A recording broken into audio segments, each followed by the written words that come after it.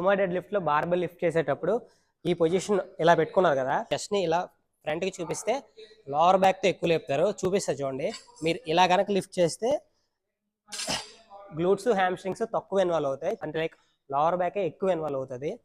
చేసేటప్పుడు ఎప్పుడు కూడా మీ చెస్ట్ అనేది కిందకు ఉండకూడదు, చెస్ట్ బయటికే చూపించాలి. లైక్ ఇది చెస్ట్ ఇలా బయటికి చూపిస్తే మీ లోవర్ బ్యాక్, హ్యామ్స్ట్రింగ్స్, గ్లూట్స్ మూడు కలిపి ఒకేసారి ఇన్వాల్వ్ అవుతాయి. మీరు ఈజీగా లిఫ్ట్ కంప్లీట్ చేయగలరు. ఇలా చేసేదానికి ఇగోండి, ఇలా చేస్తే లోవర్ బ్యాక్ మీద ప్రెజర్ ఎక్కువ పడుతుంది. అదే పొజిషన్ మీరు ఇలా తీసుకున్నప్పుడు మీ చెస్ట్ని బయటికి చూపించాలి.